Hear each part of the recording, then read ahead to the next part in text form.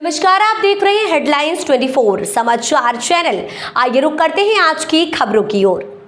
मंगलवार को अखंड भारत साम्राज्य पार्टी का प्रशिक्षण शिखर आयोजित हुआ।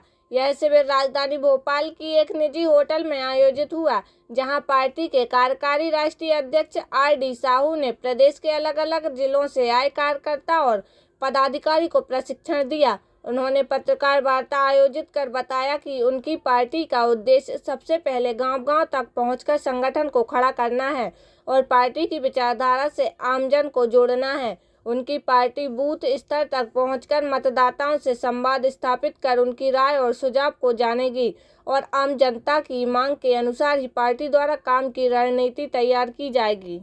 रामानुज जीवन ज्योति सेवा संघ का राष्ट्रीय अध्यक्ष हूं मैं, और हमारा काम है राजनीतिक और सामाजिक राजनीति और सामाजिक को कैसे प्रमुखता की ओर आगे लेकर जाया जाए। परिवेश में जो कुरीतियां हो रही हैं, उनको ट्रेनिंग के माध्यम से हम कैसे उसको एक नया राजनीतिक परिवेश में ले जाकर के राजनीतिक के परिदृश्य को कैसे बदला जाए, राजनीतिक क्षेत्र में कैसे किया जाए। जैसे सबसे अखंड भारत साम्राज्य पार्टी के सभी पदाधिकारीगण और कार्यकर्तागण को बधाई देना चाहता हूं कि उन्होंने मुझे बुलाया। पार्टी ट्रेनिंग के लिए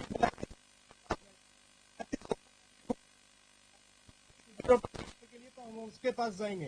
तो रामानुज जीवन ज्योति संघ के हम राष्ट्रीय अध्यक्ष हैं और ये हमारे रामानुज जीवन ज्योति संघ के राष्ट्रीय उपाध्यक्ष हैं। तो हमारा मूल रूप से है कि आज की स्थिति ऐसी है कि राजनीति में चाहे कांग्रेस हो या भारतीय जनता पार्टी हो या बहुजन समाजवादी पार्टी, कोई भी पार्टी हो, उनका सबका देश को विकास में यकीनन उनका विकास में योगदान है, हम काम करते हैं।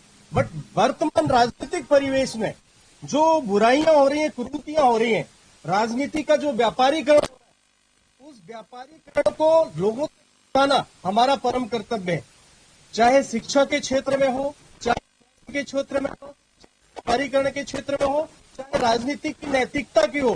धीरे धीरे ये चीजें जो खत्म हो रही है समाज से, जो समाज से खत्म हो रही है, उससे राजनीतिक और लोकतंत्र के लिए आप ट्रेनिंग देंगे तो किस देश पे और किस प्रकार की ट्रेनिंग देंगे? हम जो ट्रेनिंग देंगे लोगों को कि भैया बाद में करना, पहले आप समाज सेवा करो, आप लोगों के दुख दर्द समझो, बूथ लेवल पे जाओ। हर व्यक्ति को बोलेंगे अगर आपको राजनीति करना है तो राजनीति से पहले समाज, ये नहीं कि डायरेक्ट जाके आज व्यक्ति समाज राजनीति करने लगता है, बाद में डूब जाता है। अगर व्यक्ति राजनीति करने से पहले यकीनन अगर धरातल पर समाज सेवा करता है तो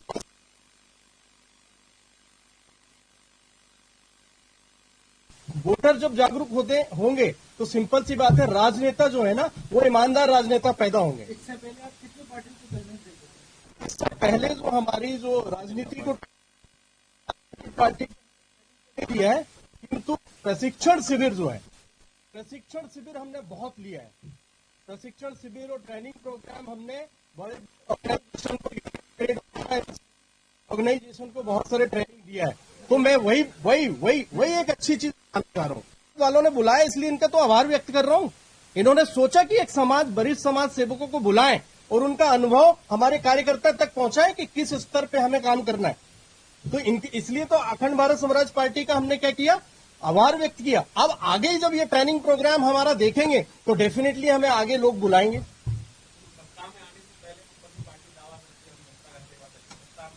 भाई हम किसी पार्टी और राजनीतिक दल से नहीं है। हमारा ट्रेनिंग देने का मकसद सिर्फ इतना है कि भैया राजनीति से ऊपर है समाज, लोगों के दुख दर्द, उसको समझो, फिर राजनीति में आगे आओ, तभी आप एक मजबूत राजनेता पैदा कर पाओगे। सभी भाइयों को, प्रेस पत्रकार बंधुओं को और मीडिया और प्रिंट मीडिया दोनों को प्रणाम और अभिनंदन, स्वागत, वंदन करता हूं। मैं अखंड भारत साम्राज्य पार्टी की तरफ से संगठन महामंत्री हूं। तो पूरे संगठन में किस प्रकार महावीर प्रसाद जैन क्या आज कार्यक्रम है और किस तरह से चुनाव में परफॉर्म करेगी आपकी पार्टी? सर, इसमें सभी साथियों से आपके चैनलों के माध्यम से मैं बताना चाहता हूं, अखंड भारत साम्राज्य पार्टी एक अखंड भारत का सपना, श्रेष्ठ भारत और अखंड भारत के नाम से लेकर चलिए और गर्व से कहो हम भारतीय हैं। ये हमारा मोटो रहेगा। अभी कोई भी पार्टी ये नहीं कहती कि हम भारतीय हैं, सभी अपने अपने धुन में और वोट की राजनीति में रहती है।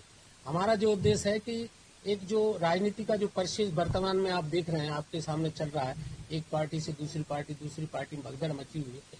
नीचे स्तर के जो हमारे मतदाता हैं, जो हमारे किसान भाई हैं, जो दलित भाई हैं, उनके बारे में कोई सोचते नहीं। अपना सोच लेते हुए सभी लोग आगे बढ़ रहे हैं और एक अपने व्यक्तिगत लाभ के लिए सभी भगदड़ मची हुई है। हमारा जो मकसद रहेगा कि हमारे जो भारत के निवासी है, मूल निवासी हैं, उनका मकसद क्या है, उनको किस प्रकार की राजनीति चाहिए, किस प्रकार का सही है। सबको जो आज व्यापारीकरण राजनीति का हो गया है उसको खत्म करते हुए हम उस गांव के आदमी को गांव से जोड़ेंगे, कोई बाहर से नहीं लाएंगे। शहर के आदमी को शहर से जोड़ेंगे और पूरा विकास के लिए जो देखेंगे कि हर नीचे के तबके को जो लाभ मिलना चाहिए वो आज का लाभ नहीं मिलता। केवल हम प्रिंट मीडिया माफ करना और उस मीडिया के माध्यम से जो दिखाया जाता है उसका एक माहौल बनाया जाता है, वो माहौल तो आप लोग देखते हैं, आप ही लोग बनाते हैं।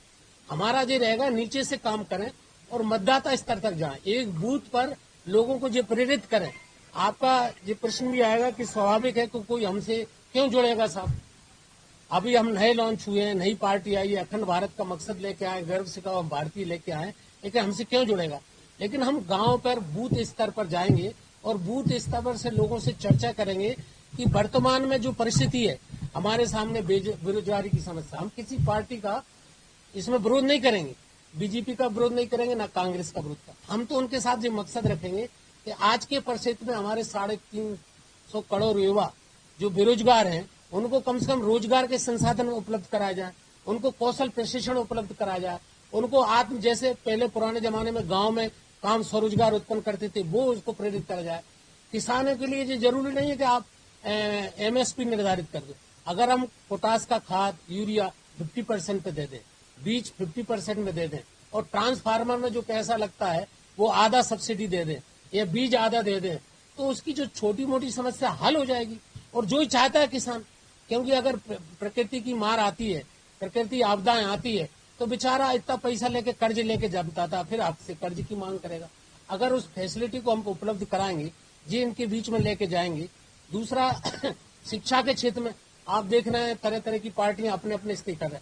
अपने मध्य प्रदेश में ग्रामीण शिक्षा की क्या हालत है, अगर 3 शिक्षक हैं तो वो आपस में कंसीडर कर लेते, एक आता एक नहीं आता। हम ये प्रयास करेंगे कि शिक्षा का 1 से 8 तक की शिक्षा का हम आवासीय शिक्षा उपलब्ध कराएं, जिससे गांव का आदमी पढ़कर उसको सही करें। अभी संगठन का कितना गठन हुआ है? वहां पर जो अल्पसंख्यक थे, जैन थे, फारसी थे, ईसाई थे, क्रिश्चियन थे, ये लोग थे, इनको जो वहां पर सताया जा रहा था और जो भारत में शरण लिए हुए थे, उसके लिए अभी भारत सरकार ने जो डिसीजन लिया है हमारे हिसाब से तो बहुत अच्छा है और होना भी चाहिए। क्योंकि अगर अपन नागरिकता नहीं देंगे, आपके भाई है जो दूसरे मुस्लिम राष्ट्र हैं, उन्होंने तो मुस्लिम राष्ट्र घोषित कर रखा है, लेकिन जो वहाँ अल्पसंख्यक हो गए उनको तो करना चाहिए ना। हम उसका स्वागत और वंदन करें। सेटअप है, सरकार का सेटअप है, लेकिन अगर भारतता के लिए तो UCC भी लागू होना चाहिए भाई। जब बहुत सारे समुदाय हैं, हमारा एक राष्ट्र है और एक नियम और एक लॉ उस पर सब पे लागू होना चाहिए, ये तो सभी को जरूरी है। यदि चुनाव नहीं लड़ते, आप लोगों के चुनाव नहीं मिलता, तो क्या बीजेपी को सपोर्ट करेंगे जिस तरह आप लोगों का कॉन्सेप्ट है पूरा? सर हम किसी भी पार्टी को सहयोग नहीं करेंगे।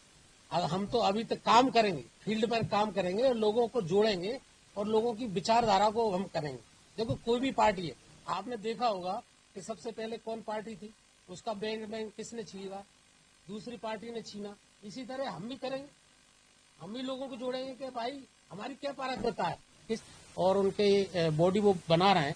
और प्रदेश स्तर पर हमने अभी 35 जिले में अध्यक्ष बनाए हैं और राष्ट्रीय स्तर पर कुछ पद अभी बाकी है, जो हम देख रहे हैं।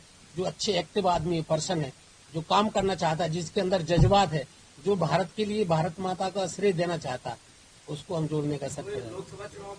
लोकसभा चुनाव में सर हमने स्थायी चिन्ह मांगा है।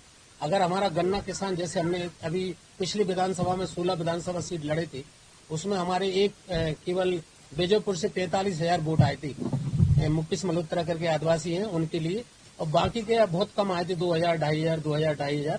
अभी हमने एक उपस्थिति दर्ज कराई थी और ये केवल 15 दिन के अंदर करा था।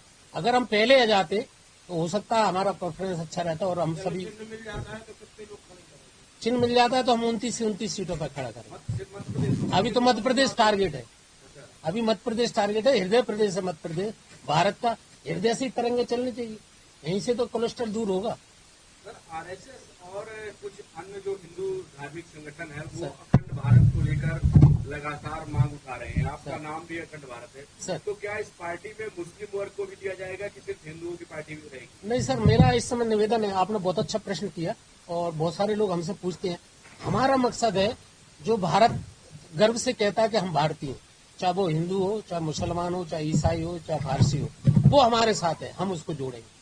मेन मकसद ये रहेगा। हिंदुत्व की भावना तो है क्योंकि 75% 80% हिंदू निवास करते हैं, लेकिन अगर वो भारतीय हैं, भारतीयता का प्रदर्शित करते हैं, चाहे कोई भी समुदाय से आए, उसका स्वागत और वंदन करें। कल सीएए लागू हो गया है देश में, तो अन्य जो देश के जो मुस्लिम संप्रदाय के लोग हैं उनको भी भारतीय नागरिकता दी जाएगी, आपका क्या कहना है? सर अभी जो सीए लागू हुआ है उसमें जो 3 अपने राष्ट्र हैं। फिलहाल के लिए इस खबर में इतना ही। बने रहे हेडलाइन 24 समाचार के साथ। नमस्कार। ऐसी खबरों में बने रहने के लिए हमारे चैनल को लाइक सब्सक्राइब जरूर कीजिए।